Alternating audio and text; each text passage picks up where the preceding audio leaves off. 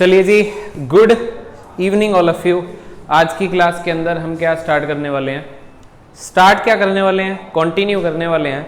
Start तो हम लोग एक टॉपिक ऑलरेडी कर चुके थे। टॉपिक का क्या नाम था बेटा जी? Quantum numbers. टॉपिक का नाम था बेटा क्वांटम नंबर्स। और क्वांटम नंबर्स कौन कौन से होते हैं बेटा अपने पास? एन, एल, एम और एस। ये फंडा क्लियर है बेटा? यस और नो? क्वांटम नंबर्स कौन कौन से होते हैं बेटा अपने पास? एन, एल, एम और एस। इसके अंदर से हम दो क्वांटम नंबर ऑलरेडी, अच्छा दो क्या, हम सारे ही क्वांटम नंबर्स एक बार अपना कर चुके हैं। हम एन के बारे में पढ़ चुके हैं, एल के बारे में पढ़ चुके हैं, एम के बारे में पढ़ चुके हैं और एस के बारे में पढ़ चुके हैं। एन होता है हमारा प्रिंसिपल क्वांटम नंबर। एक बार नोटबुक्स खोल के देख लो, जिसने ये नहीं किया है पिछली क्लास जाके पूरी करके आओ पहले। प्रिंसिपल क्वांटम नंबर शेल के बारे में बताता है। के एल एम एन को अब n इज इक्वल टू 1 2 3 4 डालेंगे। एनर्जी के फॉर्मूले में प्रिंसिपल क्वांटम नंबर का यूज हुआ था, रेडियस के फॉर्मूले में हुआ था, टोटल इलेक्ट्रॉन्स निकालने का फॉर्मूला 2n² था। ये सारी कहानी थी, यस और नो? यही थी। L stands for azimuthal quantum number, subshells की इंफॉर्मेशन देगा। 0 to n-1 निकालने का तरीका है। 1s 2s 2p and so on. ये सारी कहानी बताएगा नहीं बताएगा? बोलो यार। और शेप्स भी जो होती हैं ऑर्बिटल्स की, जो हमने लास्ट क्लास में शेप्स करी हैं, स्फेरिकल शेप करी है, डम्बल शेप करी है, डबल डम्बल शेप करी है, ये सारी शेप्स करी हैं, ये भी हमें इसी ने बताई थी। देन हमारे पास अगला क्वांटम नंबर है magnetic quantum number. Magnetic quantum number ने हमें किसके बारे में जानकारी दी थी? ऑर्बिटल्स के बारे में जानकारी दी थी। किसके बारे में जानकारी दी थी बेटा? ऑर्बिटल्स के बारे में जानकारी दी थी। कितने ऑर्बिटल्स रहेंगे। और एस क्या है आप लोगों का बेटा जी? Spin quantum number. एस क्या आप लोग का? Spin quantum number. Spin quantum number ने क्या कहा था स्पिन क्वांटम नंबर में? कि एक ऑर्बिटल में मैक्सिमम कितने इलेक्ट्रॉन आ सकते हैं? 2 इलेक्ट्रॉन आ सकते हैं। एक प्लस हाफ स्पिन का होगा तो दूसरा माइनस हाफ स्पिन का होगा। ये फंडा क्लियर हुआ कि नहीं हुआ? एक ऑर्बिटल में मैक्सिमम कितने इलेक्ट्रॉन की एंट्री हो सकती है? 2 इलेक्ट्रॉन की। एक की रोटेशन अगर क्लॉकवाइज है तो दूसरे की रोटेशन क्या होगी? एंटी क्लॉकवाइज होगी। बोलो यस और नो? फिर स्पिन एंगुलर मोमेंटम भी दिया था √s × s+1 अचकट। बोलो यस और नो? फंडा क्लियर हो गया? चलो, मैग्नेटिक मोमेंट की भी बात म्यू से होती है। पता नहीं तूने लिखी है कि नहीं लिखी है। म्यू इज इक्वल टू, ये म्यू एस लिखा हुआ है ना आप लोगों ने, और एक एंगुलर मोमेंटम भी लिखा था। हाँ ठीक है। अच्छा सुनो, एक ना मुझे लगता है कि फॉर्मूले में ना एक थोड़ी सी गड़बड़ हुई है। मैं उस गड़बड़ को करेक्ट कर देता हूँ जो लास्ट क्लास में हुई है। ठीक है, देखो आपको आता है मैग्नेटिक मोमेंट निकालना, ठीक है? तो मैग्नेटिक मोमेंट का फॉर्मूला जो था आपको मैंने बताया था μs √n × n+2 होता है बेटा। ये हमने स्पिन का एंगुलर मोमेंटम वाला फॉर्मूला ही कॉपी पेस्ट कर दिया था यहाँ पे शायद, तो वो 1 फटाफट जल्दी जल्दी में हो गया होगा। n × n+2 है, इसे करेक्ट कर लेना। लास्ट क्लास जिसने ऑनलाइन देखी है और जो अब देख रहा है, अपनी लास्ट क्लास वाले नोट्स में n+1 की जगह क्या कर लीजिए? n+2, where n stands for number of, क्या हो जाएगा?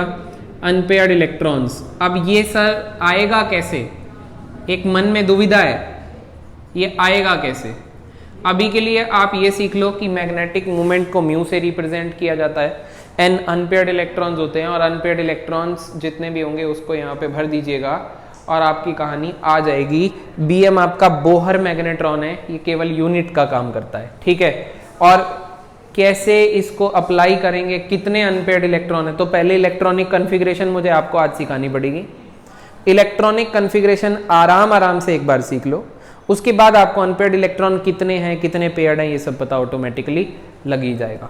ठीक है, तो मैं एक बार कुछ रूल्स लिख रहा हूँ, आप उसको कॉपी करना। इसको लिखने की कोई आवश्यकता नहीं है।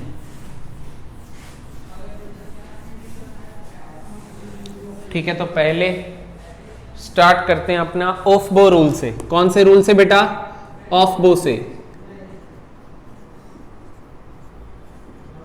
ऑफ बो रूल। ऑफ बो रूल क्या कहता है?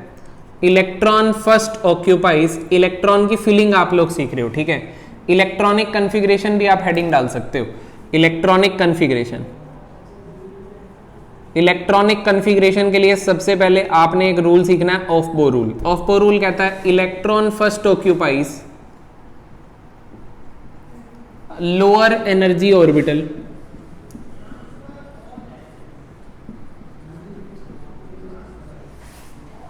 then will occupy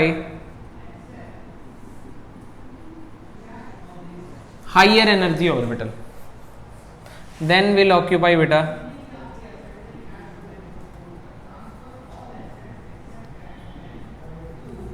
higher energy orbital. ये फंडा क्लियर हुआ? अभी क्लियर होगा जब मैं करवाऊंगा तो, राइट। अभी एक बार नोट करेंगे बढ़िया से, more the value of n plus L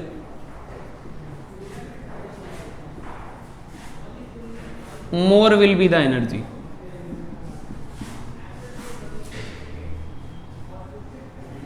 of orbital,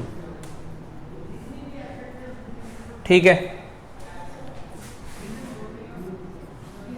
आगे बढ़ेंगे अपन लोग। If the value of n plus l is same, then if the value of n plus l is same, then more the value of n, more will be the energy।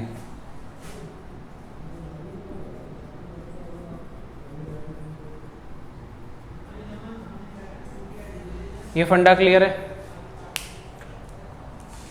अब sir ये तीनों जो आपने rule लिखे हैं इसके बारे में थोड़ा बताइए। सबसे पहले तो मैं यहाँ पे n plus L energy rule के बारे में आपको समझाना चाहता हूँ।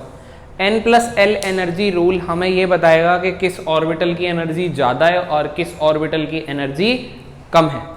तो ऑर्बिटल के नाम पे आप क्या क्या बना चुके हो, आपको पता है 1s नाम का एक ऑर्बिटल है, 2s है, फिर 2p है, 2s के बाद बोलिए बेटा 2p है, फिर क्या है आपका 3s है, 3p है, 4s है, या फिर 3s 3p के बाद 3d बना लेते हैं चलो पहले, फिर 4s है, एंड सो ऑन।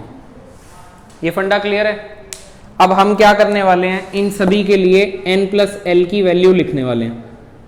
तो आपको पता है 1s में ये जो आगे 1 है ये n की वैल्यू है, और s के लिए l की वैल्यू के लिए आप लोगों को याद है l 0 1 2 3 जो था, 0 को s, 1 को p, 2 को d और 3 को f था, ये डेजिग्नेशन थे। बोलो यस और नो?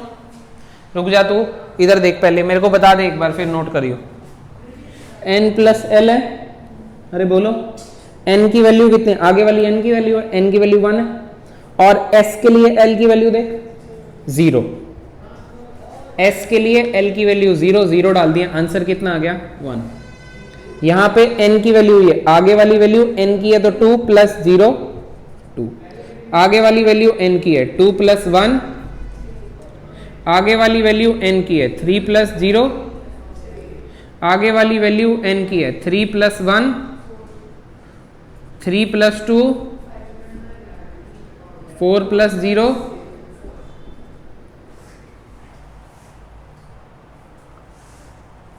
ये फंडा कुछ क्लियर हो रहा है कि नहीं हो रहा पहले बता? हो रही है कोई बात क्लियर? चलो ठीक है, देखते हैं। सुनो, अब ये बताओ कि इन ऑर्बिटल की एनर्जी ये है, सबसे कम किसकी है? जितनी ज्यादा वैल्यू n प्लस एल की उतनी ज्यादा एनर्जी, और जितनी कम वैल्यू n प्लस एल की उतनी कम एनर्जी। तो सबसे कम एनर्जी किसकी है? 1 की है। 1s की एनर्जी सबसे कम है, क्यों? क्योंकि इसका आंसर 1 था। उसके बाद आंसर कौन है? 2। अब एक कंफ्यूजन है, ओ माय गॉड, कि ये तो वैल्यू सेम है। अब तीसरा रूल लिखवाया इसके लिए, अगर n प्लस एल की वैल्यू सेम आ जाए तो जिसकी n की वैल्यू ज्यादा उसकी एनर्जी ज्यादा।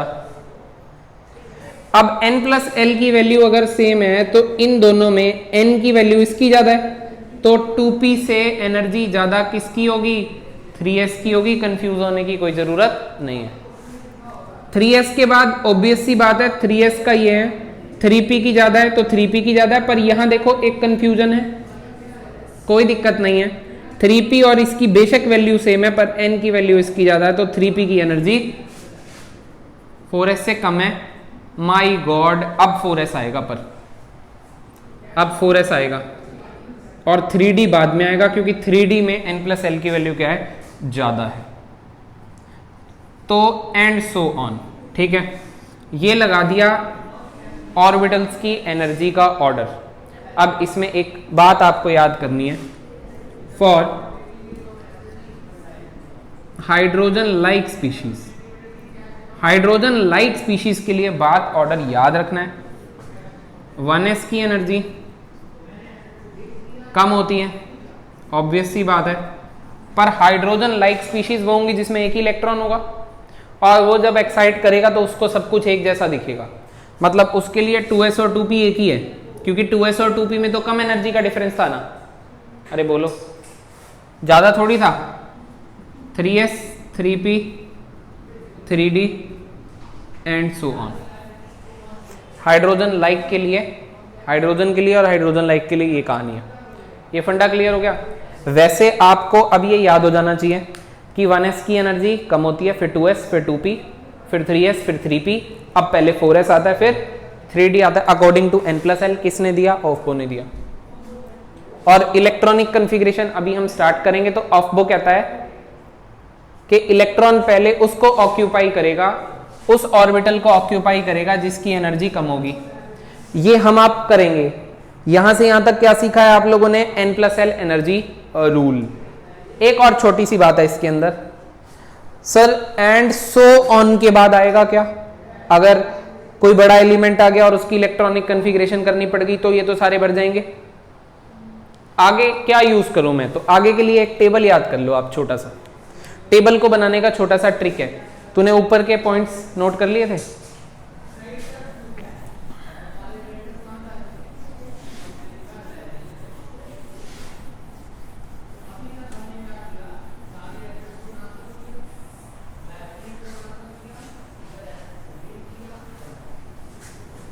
ठीक है भाई, सुनो।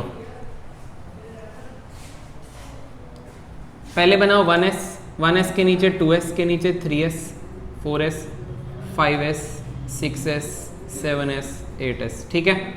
1 में p नहीं होता, पता है हमें। 2 में p आता है, 3 में भी, सब में आता है बाकी।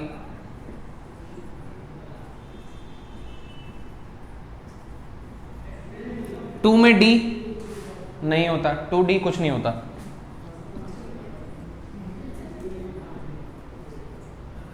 6d 7d, अच्छा 8d भी होता है, मेरे को रिक्वायरमेंट नहीं पड़ेगी तो मैं बना नहीं रहा, होता है पर। 3 में f नहीं होता, 4f 5f 6f, मेरे को रिक्वायरमेंट नहीं पड़ेगी 7f की तो मैं बना नहीं रहा, होता है, एग्जिस्ट करता है। ठीक है। अब एक बार रुक जाओ, देखो पहले बोर्ड पे देखो। अब आपको लगा देने डायगोनल कट। ये डायगोनल क्रॉस मारोगे ना जब, तो खुद से ये कैंसिल होते चले जाएंगे, मतलब एक के ऊपर एक ही आता चला जाएगा, पैटर्न सा बन जाएगा। अब इस डायगोनल लाइनें मारने के बाद आप एरो लगाना नीचे की तरफ। लगा दिया एरो, नीचे की तरफ, नीचे की तरफ, नीचे की तरफ, नीचे की तरफ एरो मार दिया सब में। ठीक है। बीच में ऊपर भी नीचे की तरफ मार देना। झूला होता है ना, झूला, एक बार हम फिसल जाते हैं जब, तो बच्चा वापस से घूम करके पीछे जाता है, चढ़ता है, फिर से वो फिसल जाता है, राइट। तो यही काम हमने करना है। देखिए पहले ऊपर कौन आया फिसलते टाइम? 1s, नीचे खत्म। अब स्टार्ट पीछे से करना। पहले कौन आया? 1s, 1s के बाद कौन आ रहा है? 2s। तो इस डायग्राम के अकॉर्डिंग भी कौन आ रहा है? 2s। 2s के बाद कौन आ रहा है? पीछे से जाना है, पीछे से 2p, वहां भी 2p, यहाँ पे 3s, फिर नीचे, फिर कौन आ रहा है? 3s के बाद 3p, अपने वहां भी 3p आया था, फिर कौन आ रहा है? 4s, फिर ये नीचे, फिर यहां से ऊपर। अब कौन आ रहा है? 3d आ रहा है, 3d आ रहा है, 4s के बाद 3d। इसका मतलब हमारा ये इस चार्ट पैटर्न के अकॉर्डिंग सेट बैठ रहा है। इसका मतलब अगर मुझे कभी भी 4p के बाद बताना होगा तो अब मुझे घबराने की कोई जरूरत नहीं है। सॉरी, 3d के बाद बताना होगा तो मुझे क्या पता है क्या आ रहा है? 4p आ रहा है। 4p के बाद 5s, सुन भाई 5s खत्म, अब बता कौन आएगा? 4d, फिर 5p, फिर 6s, ये खत्म।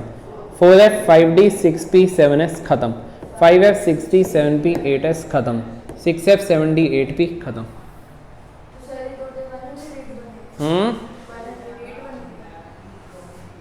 टोटल जितने भी बनेंगे ये सब छोड़ तू, तेरे को बस ये अभी हम करेंगे टोटल क्या करना है क्या नहीं करना। अभी तो ये बस एनर्जी के अकॉर्डिंग सेट कर लेंगे हम, क्योंकि इलेक्ट्रॉन पहले उसमें भरेगा जिसमें एनर्जी कम होगी, तो पहले एनर्जी के अकॉर्डिंग सेटिंग मेरे को बड़ी बिठानी जरूरी थी भाई। कर लो, नोट कर लो फटाफट से।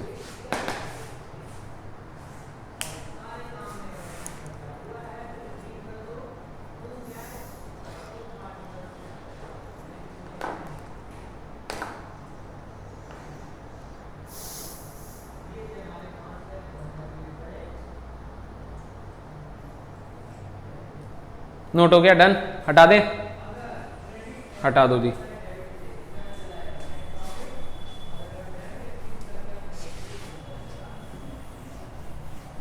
चलो सुनो, देखो अब हमको 30 एलिमेंट्स तक याद होने चाहिए। पहले तो एलिमेंट्स 30 तक। इलेक्ट्रॉनिक कॉन्फ़िगरेशन जो ज़्यादातर स्कूल एग्जाम में पूछी जाती है 30 तक पूछी जाती है।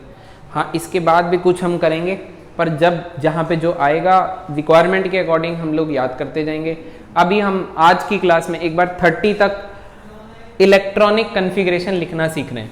इससे पहले आप इलेक्ट्रॉनिक कॉन्फ़िगरेशन के नाम पे 2,8,8 करके KLMN में भरते होते थे। आज हम KLMN को भुला करके क्वांटम नंबर कर चुके हैं, सब शेल देख चुके हैं और ज़्यादा डीप डाउन जा चुके हैं। तो इलेक्ट्रॉनिक कॉन्फ़िगरेशन अब और ज़्यादा प्रिसाइज हमें लिखनी पड़ेगी, ठीक है ना।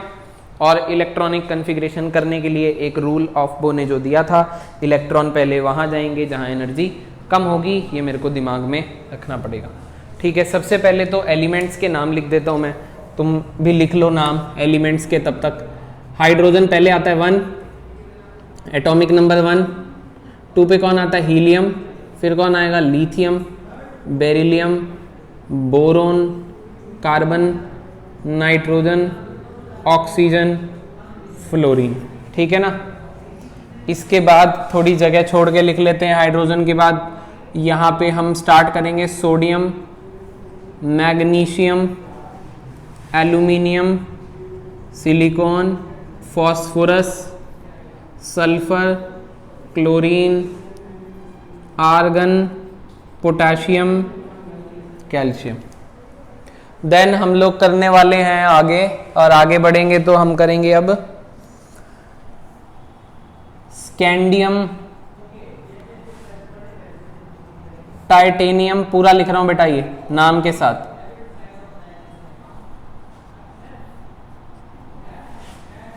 वेनिडियम, क्रोमियम,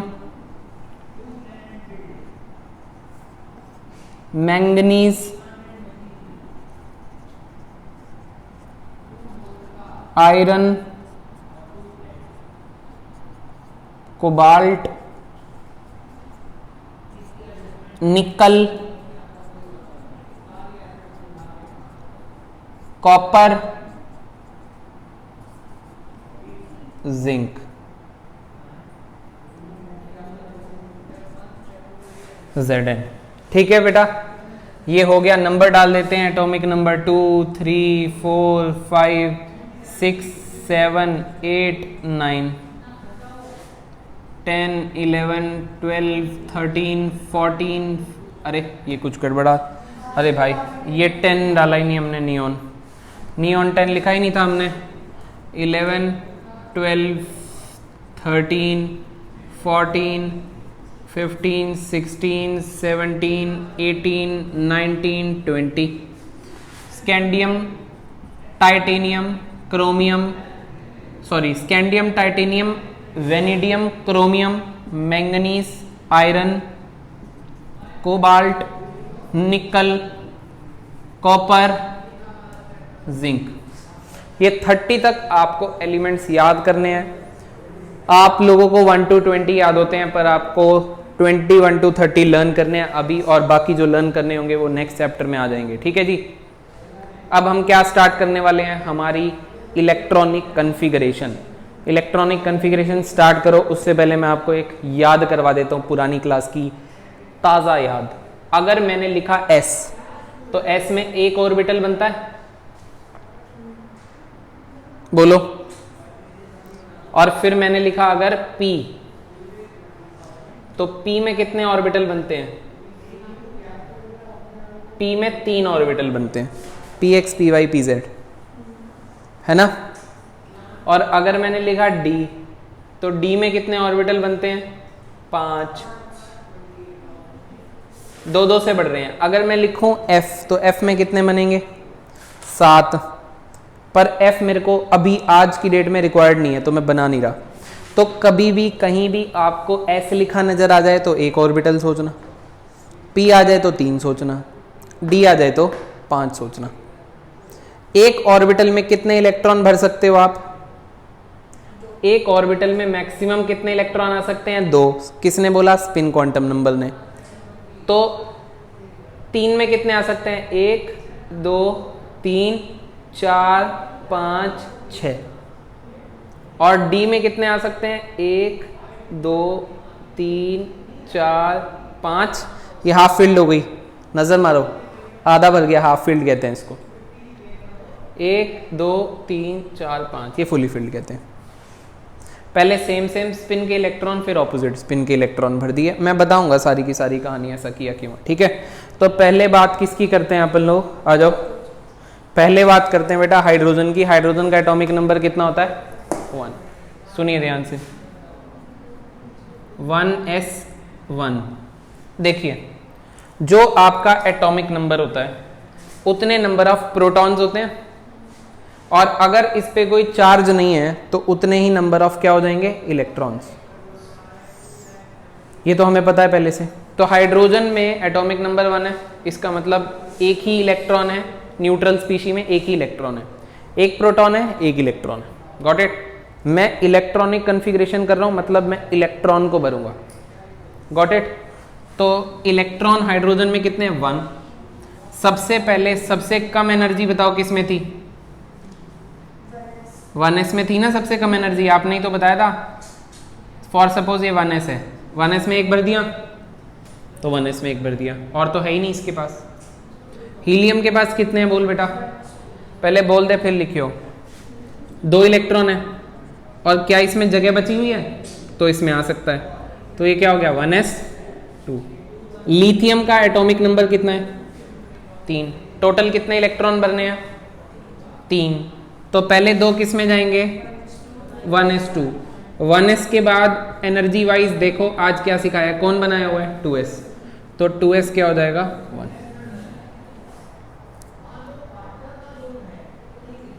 ये फंडा कुछ हो रहा है क्लियर कि नहीं हो रहा? हो रहा है। अगर बेरिलियम की बात करूं तो मैं 1s2, अभी ये खाली है ना, इसमें एक और जगह है ना, तो ये क्या हो जाएगा? 2s2। अब ये 2s भर चुका है, फिल हो गया है, अप टू द ब्रिम, खत्म हो गया है। 2s के बाद अगला कौन आएगा ये मैं आपको आज ही क्लास में सिखा चुका हूं। कौन आएगा नेक्स्ट 2s के बाद? 2p। अब 2p में ऑर्बिटल कितने हैं? 3। और 3 में इलेक्ट्रॉन भर कितने सकते हो? 6। तो अब 6 तक ना इसी में भरते जाएंगे। कैसे? अगर मैं बात करूं बोरोन की, तो मेरे को टोटल इलेक्ट्रॉन भरने थे 5, तो 2 2 4, और एक और भरना है, तो एक और आ जाएगा 2p में 5, यानी कि 1s2 2s2 2p1। कार्बन में कितने भरने हैं? 6, यानी कि 2 2 4 1, और एक ये सेम स्पिन का भर दिया हमने। 1s2 2s2 2p2। Got it? Nitrogen की अगर मैं बात करूं तो मेरे को 7 बनने हैं। 1s2 2s2 2p3। ये लो, अभी कितने की और जगह रिमेनिंग है? p में 3 भर दिए हैं अभी तक, है ना। 3 और आ सकते हैं, तो ऑक्सीजन, फ्लोरीन और नियोन के आ सकते हैं। तो 1s2 2s2 2p4, 1s2 2s2 2p5, 1s2 2s2 2p6। ये फंडा क्लियर है? Got it? डन। सोडियम की बात करें क्या? सोडियम का एटॉमिक नंबर क्या बेटा? 11। 1s2 2s2 2p6, 6 के बाद ना p का तो काम हो गया फुल, p तो खत्म, भर चुका है। अब 2p के बाद देखो कौन आया था, 3s। 2p के बाद आया था 3s, और 3s में 2 जा सकते हैं, तो 3s1, और प्रॉपर पूरा लिखना, ठीक है ना, कोई डैश डैश मत मार देना कि ये तो सेम ही है। ये क्लियर है? 3s2, 3s2 में और आ सकता है क्या? नहीं, भर चुका है पूरा, भर चुका है। तो 3s के बाद किसकी बारी है? 3s से ज्यादा एनर्जी किसकी है? अरे काका, उसके जस्ट बाद बता, 3s के बाद 3p है। 3p, मुझे 3d सुनाई दिया, चल कोई नहीं, ठीक है 3p। 1s2 2s2 2p6 3s2 3p1, ये ठीक है। 1s2 2s2 2p6 3s2 3p क्या हो जाएगी? 2। मतलब आप इस p को ऐसे भरते जा रहे हो, जब तक भरता नहीं है तब तक आप इसमें एक एक बढ़ाते जाओ। तो 15 भरने हैं। अब ये भी बात आप कुछ याद भी रखना स्टार्ट करो कि 1s2 2s2 2p6 तक तो 10 हो जाते हैं, ये 10 हो गए। 10 के बाद 5 रह गए, 3s2 3p3, इजी हो गया थोड़ा सा। 1s2 2s2 2p6 3s2 3p4 1s2 2s2 2p6 3s2 3p5 1s2 2s2 2p6 3s2 3p6 1s2 2s2 2p6 3s2 3p6। सुनो दोस्तों, 3p6 जहां पे हो गया, 3p के बाद याद रखना है, 3p के बाद 4s आएगा, 3d पहले नहीं आएगा। n+l एनर्जी रूल ऑफ वो ने बताया था। अब कौन आएगा? 4s 1, और ऐसे ही ये पूरी कहानी करेंगे अब दोबारा से। ये फंडा क्लियर हो रहा है आपको? चलिए अब इसके बाद है ना, क्योंकि हम यहाँ तक पूरा क्यों लिख रहे हैं, पूरा इसलिए लिख रहे हैं ताकि हमें याद हो जाए 1s के बाद 2s के बाद 2p के बाद 3s के बाद 3p आता है। क्या ऐसी कोई शॉर्टकट है जिससे इतना लंबा ना लिखना पड़े और छोटे में ही हमारा काम चल जाए? बोलो यस और नो। है। कैसे करेंगे? उसके लिए एक कहानी और सीखनी पड़ेगी। आपको मैं पीरियोडिक टेबल करवाऊंगा 3rd चैप्टर में, उसमें ग्रुप 18 आएगा, नोबल गैस एलिमेंट्स, ठीक है। नोबल गैस एलिमेंट्स कौन से होंगे? Helium, neon, argon, krypton, xenon, radon. और इनको याद करने की बहुत शॉर्ट ट्रिक्स है। अभी के लिए क्योंकि मेरे को पूरा याद नहीं करना है, नोबल गैस एलिमेंट्स के बारे में मैं ज्यादा नहीं बता रहा कि ये जो है इनकी क्या प्रॉपर्टीज होती हैं, कैसे होते हैं, क्या होते हैं, ठीक है ना। इतना याद रख लो कि ये नोबल है, मतलब किसी और से रिएक्ट करना पसंद नहीं करते। और मेरे को काम अभी पड़ेगा ही नहीं नीचे वालों से ज्यादा, क्योंकि मैंने 30 से ऊपर तो बनाए नहीं है। इनका एटॉमिक नंबर हीलियम का होता है 2, नियॉन का होता है 10, ये तो पता है आपको, और आर्गन का भी पता है आपको क्या होता है 18। अब हम इलेक्ट्रॉनिक कन्फिग्रेशन के अंदर केवल और केवल नोबल गैस एलिमेंट को डायरेक्ट लिख सकते हैं अगर वो पहले आ चुकी है तो। जैसे कि मैं अगर कैल्शियम का एटॉमिक नंबर देखूं तो 20 है, क्या इससे पहले नोबल 18 आ चुकी है? आ चुकी है। अगर 18 आ चुकी है तो इसको ऐसे लिख सकते हो, आर्गन 18। अब ये आर्गन 18 क्या क्या चीज को कवर कर लेगा? 18 को कवर कर लेगा। आर्गन की कन्फिग्रेशन देखो, ये थी, ये पूरी अब लिखने की जरूरत नहीं है, इसकी जगह पे आपने क्या लिख दिया? आर्गन 18। अब 3p के बाद कौन आता है? 4s आता है, और 4s में कितने भरेंगे? 2 भरेंगे, तो 18 और 2 20 होगा। ये केवल और केवल काम हम नोबल गैस एलिमेंट के लिए ही कर सकते हैं कि उसको डायरेक्ट लिख दें। ऐसे ही रैंडम जस्ट ऊपर वाला एलिमेंट लिख के ऐसे कर दें क्या? ये सब फालतू सवाल मत पूछिए, ऐसा नहीं कर सकते हैं। आर्गन की कॉन्फ़िगरेशन को डायरेक्टली आर्गन 18 लिख दिया तो गलत हो जाएगा। इसको लिख सकते हो, आर्गन से पहले नोबल गैस कौन सी आई थी? नियॉन। इसको लिख सकते हो नियॉन 10, जो कि इस पोर्शन को कवर कर लेगा 3s2 3p6। क्या आपको बातें समझ में आ रही है? तो अगर वो नोबल गैस क्रॉस हो चुकी है तभी आप उसको लिख के, और आपको फिर याद भी होना चाहिए 3p6 तक कवर कर लेता है, और 3p के बाद कौन कौन आते हैं वो सारे लिखने पड़ेंगे। Got it? जैसे कि स्कैंडियम का एटॉमिक नंबर कितना है? 21। तो 21 कैसे लिखोगे शॉर्ट में? आर्गन 18, पहले कौन भरोगे? 3p6 हो चुका है, 4s2 ये 20 हो गए, और 3d1। अब सुनो, पहले 1s 2s 2p 3s 3p, 3p के बाद कौन आया था? 4s, 4s के भरने के बाद कौन आएगा? 3d। ये आप देख लो ऑफ पॉकेट चार्ट में, ये आप देख लो ऑफ पॉकेट चार्ट में। Got it? अब एक और बात, एक और इसके अंदर छोटे सा point. For suppose sir book में मैंने देखा, मुझे ऐसे मिला, तो क्या ये सही है? बिल्कुल सही है, कोई बात ही नहीं है।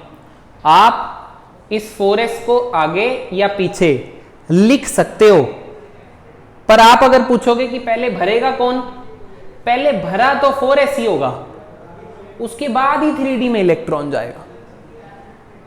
लिख आगे पीछे सकते हो, लिखने का कोई सिस्टम नहीं है कि ये इधर ही फिक्स होना चाहिए, नहीं, कोई दिक्कत नहीं, बुक में ऐसे भी लिखा होगा। पर हम प्रायोरिटी इसको रखते हैं, मतलब मैं अगर वेनेडियम का 23 भरना चाहूं तो आर्गन 18 हो गए, 4s2 3d3 लिखूंगा। क्यों? क्योंकि मैं यहां से आपको ये याद करवा रहा हूं कि पहले कौन भरेगा 4s, तो आप लिख भी पहले 4s को दो, क्या जा रहा है आपके लिए। Got it? कोई परेशानी, कोई दिक्कत, कोई समस्या नहीं है। क्रोमियम, देखो क्रोमियम ना एक एक्सेप्शन का काम करेगी, तो ये एक्सेप्शन मैं आपको अभी बता दूंगा बाद में, पर अभी जितनी नॉलेज आपको दी है उस हिसाब से बना देता हूं। मतलब अब जो मैं बनाऊंगा इसकी वो थोड़ी सी गलत होगी, बाद में सही करवा दूंगा, पर आपको क्या पता है 3d4 होगा, ठीक है ना। इसको मैं हटा देता हूं एक बार, ये मेरे को जगह साफ चाहिए।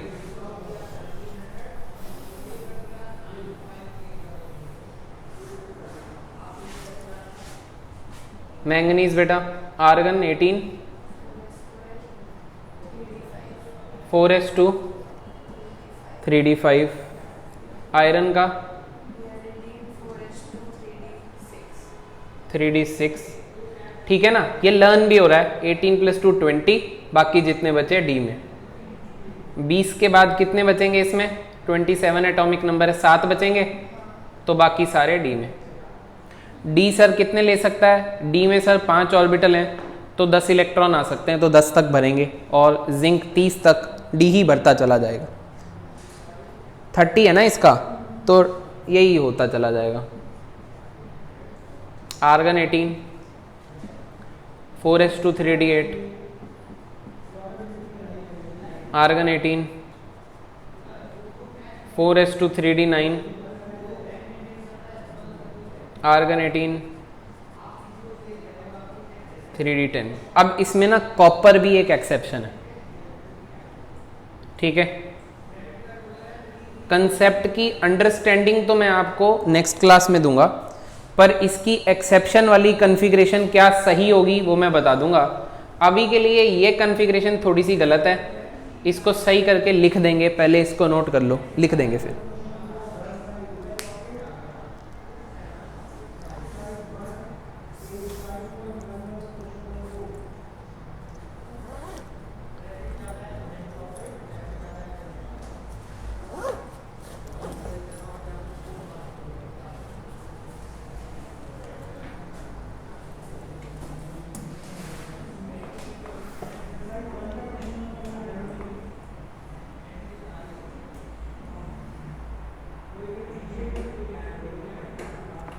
इलेक्ट्रॉनिक कॉन्फ़िगरेशन काफ़ी ज़्यादा इंपॉर्टेंट हो जाती है, मतलब अब ये हर जगह यूज़ होने वाली है, हर जगह, एवरीवेयर, ठीक है।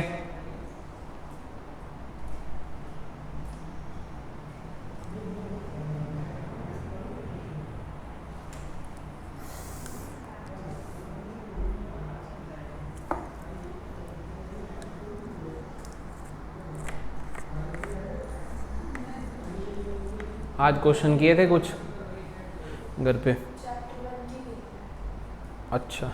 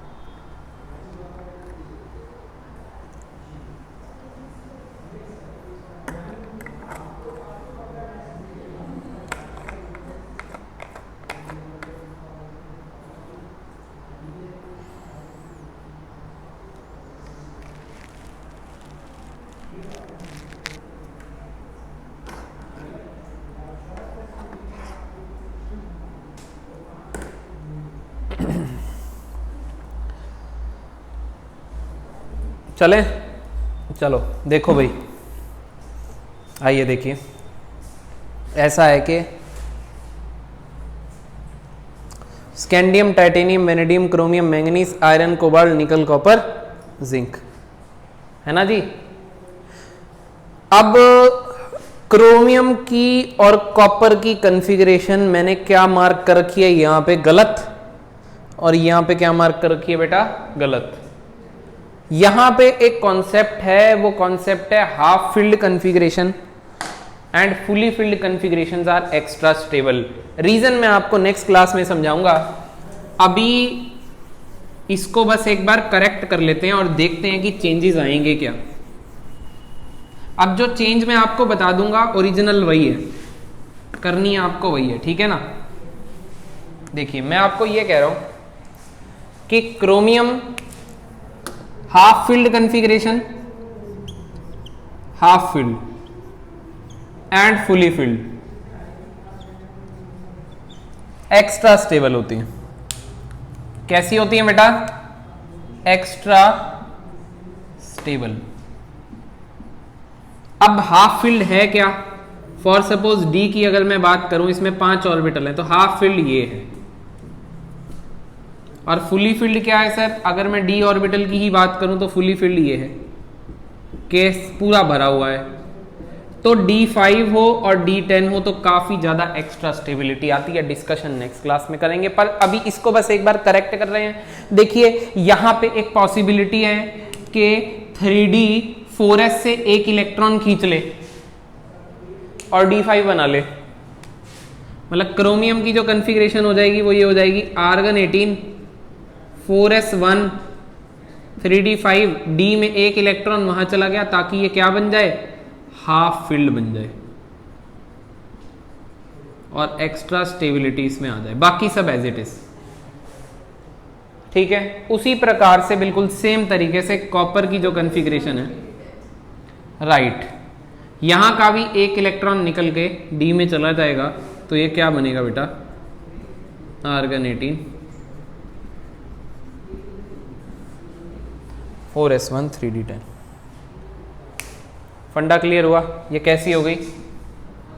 Fully filled. ये कैसी कॉन्फ़िगरेशन होगी बेटा जी?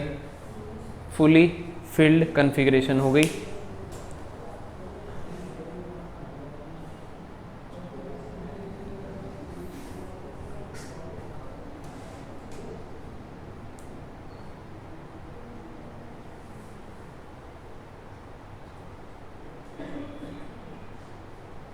ठीक है, अच्छा चलिए एक बात और पूरी कर ही देते हैं। देखिए फॉर सपोज आपको ऐसे कभी लिखना आ जाए, Mn+2 आ जाए, कॉपर प्लस आ जाए, Fe+3 आ जाए। देखिए एक बार देख लो, अगर ऊपर प्लस लगा है तो इसका मतलब इलेक्ट्रॉन निकालने, अगर माइनस लगा है तो इलेक्ट्रॉन ऐड करने हैं एक्स्ट्रा, और प्लस लगाए तो निकालने हैं। तो अब ना फॉर सपोज आप मुझे बताओ, इलेक्ट्रॉन पड़ा है एक बाहर वाले शेल में और एक अंदर वाले शेल में। ये बाहर वाला शेल है, ये अंदर वाला शेल है। बताओ इलेक्ट्रॉन पहले निकलेगा कहां से, बाहर वाले शेल से कि अंदर वाले शेल से? बाहर वाले से, क्योंकि उस पे न्यूक्लियस का न्यूक्लियर चार्ज कम होगा। बोलो यस और नो। इलेक्ट्रॉन बाहर से आराम से निकल जाएगा, है कि नहीं है बात है। तो उसी तरीके से 4s जो था वो बाहर था और 3d जो था वो अंदर था। आपको अगर याद हो तो n = 3, n = 4। तो इलेक्ट्रॉन अगर मैं निकालने पे आऊंगा तो पहले किस में से निकालने पड़ेंगे? 4s में से। यार एक बात बताओ, अंदर वाले शेल के तो इलेक्ट्रॉन निकलेंगे नहीं ना, क्योंकि वो तो और अंदर हो जाएंगे, वो तो और न्यूक्लियस के पास सबसे आउटर मोस्ट वाले से निकलेगा। सबसे जो न्यूक्लियस से दूर होता है शेल, उसको वैलेंस शेल भी बुलाते हैं। तो वैलेंस शेल में से निकलेगा इलेक्ट्रॉन। तो अब मुझे कंफ्यूजन है, इस केस में वैलेंस शेल, इस केस में ये दोनों ही हैं। अब इलेक्ट्रॉन निकले तो निकले कहां से? आपने तो 3d लास्ट में भरा है, 4s पहले भरा है, तो बच्चे क्या करते हैं? d में से निकाल। नहीं, रुको, 4s न्यूक्लियस से दूर है, इलेक्ट्रॉन 4s से ही पहले निकलेगा अगर निकलने की बारी आई तो आपको अगर रटना है तो भरना भी पहले 4s को है और खाली भी पहले 4s को करना है। अगर आपको याद करना है तो याद कर लो, अदरवाइज देखो इसका एटॉमिक नंबर वैसे क्या था? 25। तो 25 को कैसे भरते थे? Argon 18, 4s2 3d 5। अब मैं कह रहा हूं कि इस पे कितना चार्ज है? प्लस का 2, मतलब 2 इलेक्ट्रॉन निकालो। तो d से निकालोगे कि 4s से? 4s से निकालोगे। पहले 4s खाली होगा, 4s बाहर है, 3d अंदर है, ऐसा कुछ आप समझो। Got it? अब अगर कॉपर प्लस है तो कॉपर की एक्चुअल कॉन्फ़िगरेशन क्या है? 4s1 3d 10। अगर एक इलेक्ट्रॉन निकालना है तो पहले कहां से जाएगा? 4s से जाएगा। तो अब आप है ना, अगर मुझे बोलो सर हम 4s0 3d 10 लिख दें, ये सही है? या फिर आर्गन 18 3d 10 लिख दें, ये सही है? अरे दोनों सही है, टेंशन ही मत ले। 0 दिखा दोगे तो ठीक है, कोई दिक्कत नहीं है। अगर नहीं भी दिखानी, गायब करना है तो गायब करके लिख देना, कोई परेशानी नहीं। Got it? आ जाओ, Fe+3। आयरन का 26 एटॉमिक नंबर था, पहले कॉन्फ़िगरेशन थी 4s2 3d 6। अब सुन लो, पहले इलेक्ट्रॉन किससे जाएंगे? तेरे मारूंगा मैं। पहले इलेक्ट्रॉन 4s से जाता है यार। 4s में है कितने? 2। तुझे कितने निकालने हैं? 3। तो जब यहां है ही 2, तो अगला किससे निकलेगा? अगला 3d से निकलेगा। अरे बोलो यार। तो Fe+3 है तो आर्गन 18, 4s 0, 3d क्या हो जाएगा? 5। ये फंडा हुआ क्लियर कि नहीं हुआ? बोलो। 3d 5 होगा ना, ये देखिए आयरन। 4s 0, एक और निकल गया तो 3d 5। ठीक है, समझ में आया ना पक्का? अभी देख, सल्फर पे -2 है। सल्फर का कितना था? 16। तो मैं इसको पूरा लिखता हूँ, 1s2 2s2 2p6 3s2 3p4। Sulphur का ये था, पर ऊपर क्या है? -2। इलेक्ट्रॉन ऐड करने, ऐड कहाँ होंगे? बाहर वाले में ऑब्वियसली। तो ये क्या हो जाएगा? 3p6, आर्गन वाली कॉन्फ़िगरेशन बन जाएगी। तो आज के लिए इतना ही है, और अगर अब तक देख रहे हैं तो आपका लाइक बनता है।